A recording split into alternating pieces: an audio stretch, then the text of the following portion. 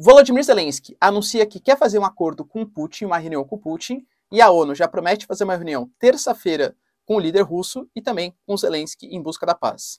Mas os ataques russos, eles continuam acontecendo.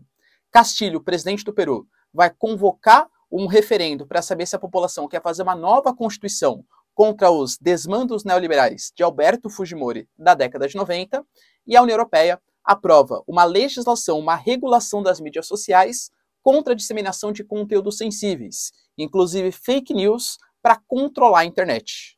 Além do mais, tivemos um ponto importante, o Irã, falando que, embora possa acontecer de fato um acordo com os Estados Unidos, a morte do general Soleimani, ela vai ser vingada pela Guarda Revolucionária Iraniana, e Taiwan anuncia o aumento na produção de armamentos, muito possivelmente contra os chineses. Se vocês querem entender muito mais sobre isso, e muito mais também sobre geografia, geopolítica, atualidades, política, polêmicas, enfim, tudo para você se manter sempre bem atualizado, já se inscreve no canal, deixa seu like e compartilha esse vídeo, que eu, professor Ricardo, conto muito com a sua ajuda, beleza?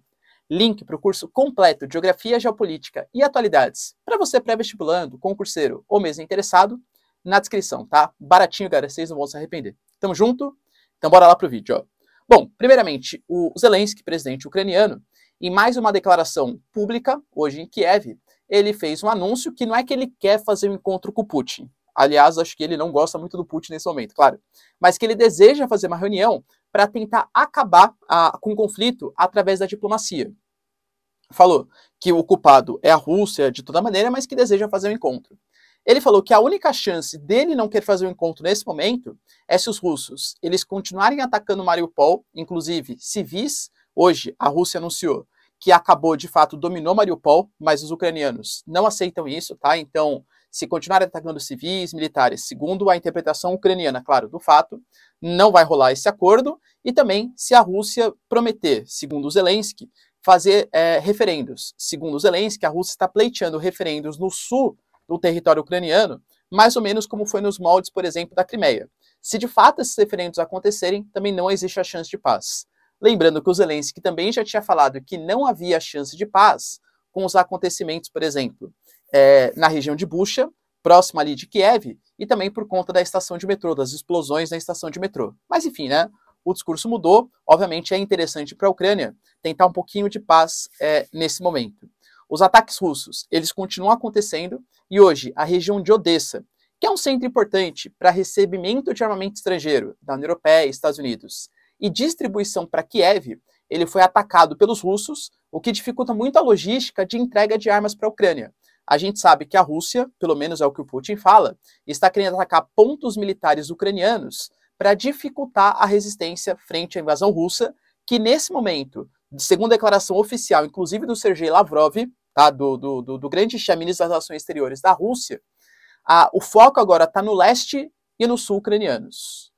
Guterres, que é o secretário-geral da ONU, ele prometeu fazer uma visita a Moscou, vai se reunir com Peskov, que é um cara da comunicação da Rússia, com o Sergei Lavrov, ministro das Relações Exteriores, e com o Putin na Rússia na terça-feira, alegando, porque assim, a ONU ela está sendo vista, principalmente pelos países ocidentais, como uma organização que deveria prever a paz mundial, mas que não está conseguindo fazer nesse momento por um discurso muito passivo do seu secretário-geral. Então é inaceitável, segundo os países ocidentais, que a ONU não pressione a Rússia, que é um dos membros do Conselho de Segurança Permanente da ONU, a parar com esses ataques. Então, muito possivelmente, o secretário vai lá se reunir para fazer algum tipo de mobilização com a Rússia para cessar os ataques, e na quinta-feira já tem uma visita oficial também a Kiev. Vocês acreditam que a ONU vai ser a grande responsável por cessar esse conflito? Já dou minha opinião aqui, ó. Não, tá? Mas enfim, continuando aqui o nosso vídeo.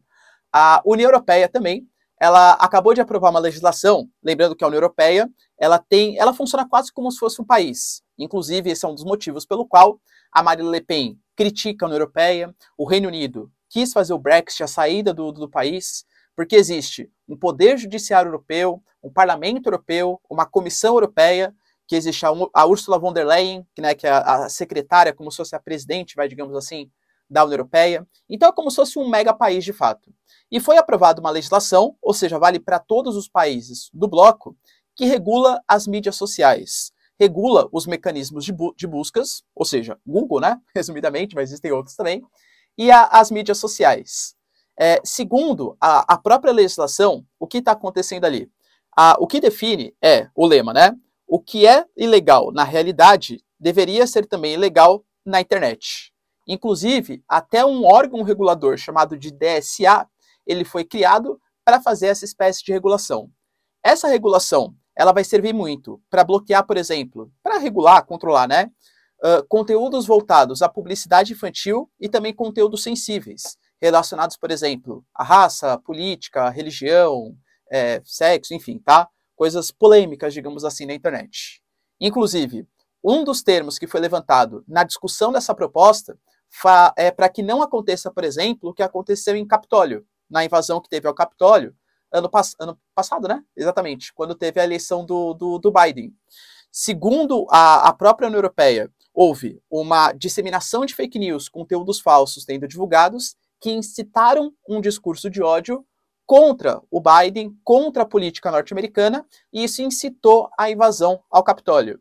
Então, o controle e a disseminação desses conteúdos sensíveis seria agora através de uma regulação tanto dessas mídias, o Facebook e tal, o Instagram, já anunciaram que vão tentar entender o que a União Europeia quer, em conjunto com o Estado. Eu, particularmente, acho bastante perigoso esse tipo de manobra. Acho sim que deve ter uma regulação, afinal a internet é um espaço que existe muito pouco controle ainda, no Brasil até tem o Marco Civil da internet, né? Mas existe muito pouco controle e uma disseminação muito grande de conteúdos que não conseguem ser devidamente investigados. Vou dar um exemplo para vocês. Quando Alexandre de Moraes, recentemente, ele derrubou o Telegram, não sei se foi por conta disso, né? Mas acusa ele, e diz ele, que é porque havia disseminação, por exemplo, de coisas relacionadas a crime organizado, havia disseminação de coisas relacionadas a pornô infantil, né? Enfim, uma série de conteúdos sensíveis que a justiça ia lá coagir o Telegram e o Telegram não fazia nada, percebe? Então não estava respondendo à justiça brasileira, por isso que ele foi banido. Quando o Telegram se prontificou e respondeu à justiça brasileira, ele voltou a circular no Brasil. Por quê? Porque existe o marco regulatório da nossa internet. A União Europeia já tinha, mas agora inovou. A grande questão tenho muito medo de como que vai acontecer esse controle, porque a gente tem que tomar muito cuidado. Falei inclusive para vocês no vídeo de ontem, o que é fake news e o que é opinião. Por exemplo, a Marine Le Pen, vou pegar a Marine Le Pen porque vai ter eleição amanhã na França, né? A Marine Le Pen é uma excelente candidata, porque, sei lá, vamos pegar, ela anunciou que ia fazer uma política, por exemplo, de controle de imigrantes, inclusive é uma das plataformas de governo dela.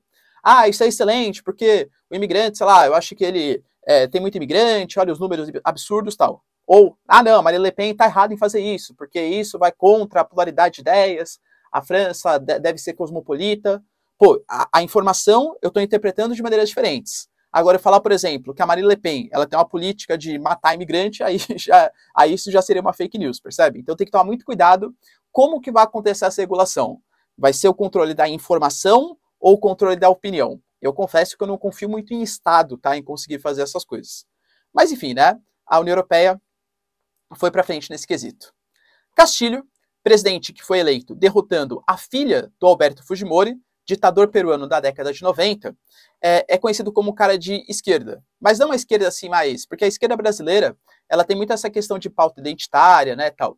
No Peru, não. O Peru, ele é altamente conservador. Por exemplo, o Castilho, que é um cara de esquerda, ele acabou de aprovar, por exemplo, o processo de, nem se posso falar aqui no YouTube, né, mas de castrar química, tá? Que é uma pauta, por exemplo, que geralmente a galera de esquerda aqui no Brasil é contrária. Lá não. Ele é muito conservador nos costumes, o povo peruano de maneira geral, tá? Quando eu falo esquerda peruana, é uma esquerda mais, tipo, luta de classes, uma esquerda mais leninista, marxista e tal. Ele quer fazer uma nova Constituição porque a Constituição peruana, atualmente, ela foi feita em 93 pelo Alberto Fujimori. E o Alberto Fujimori é um cara de direita. E é uma direita que, segundo o Castilho, é uma direita mais neoliberal. E esse neoliberalismo, essa falta de Estado atuando na regulação da sociedade, em redução das desigualdades, só promoveu uma divisão de classe cada vez maior e o aumento da desigualdade social. Essa nova Constituição vai rolar um referendo na semana que vem, uma consulta popular. Na verdade, tem que ser aprovado pelo parlamento, tá?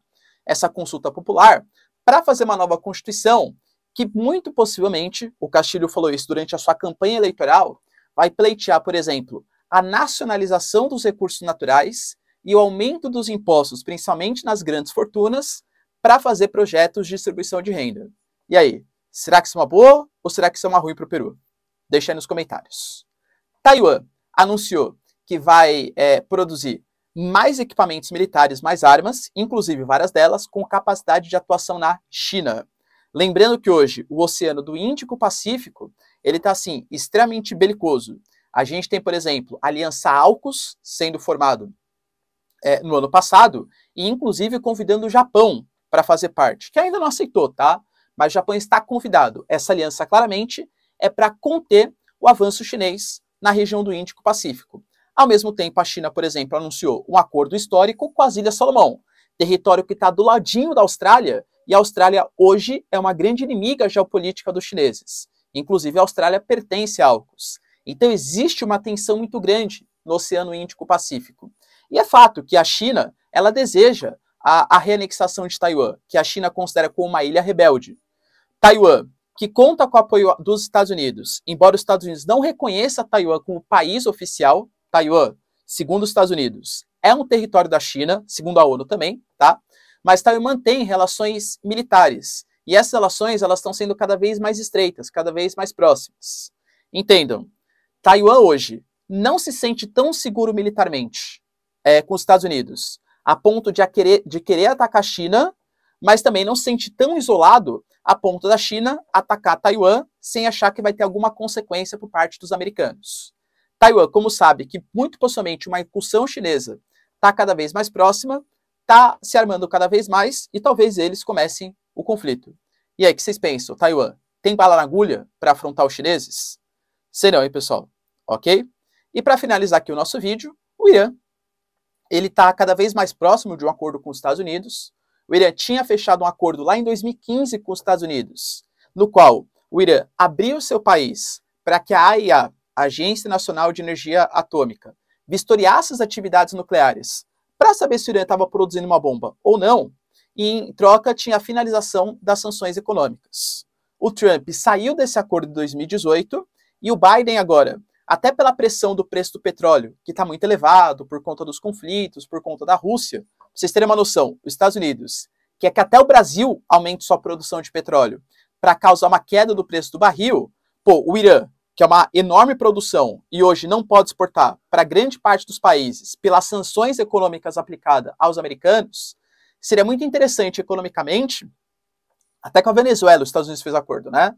Mas seria muito interessante economicamente se os Estados Unidos conseguisse finalizar as sanções ao Irã. E o Irã está pleiteando realmente abrir o seu país novamente para a EA em troca da finalização dessas sanções.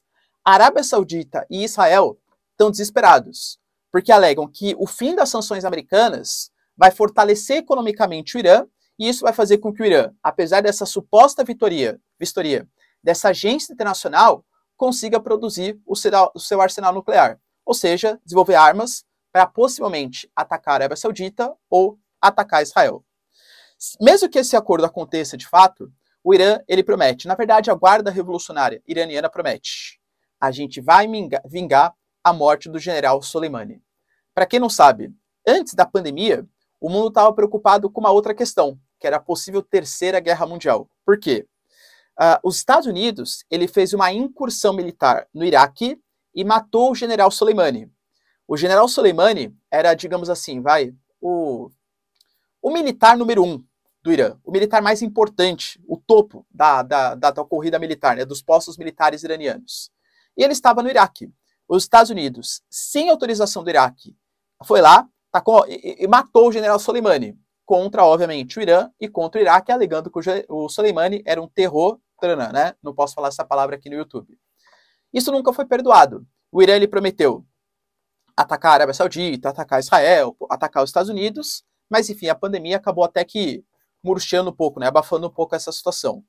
O acordo talvez saia entre Estados Unidos e Irã, mas o Irã prometeu que mesmo que esse acordo saia, eles não vão perdoar a morte do general Soleimani.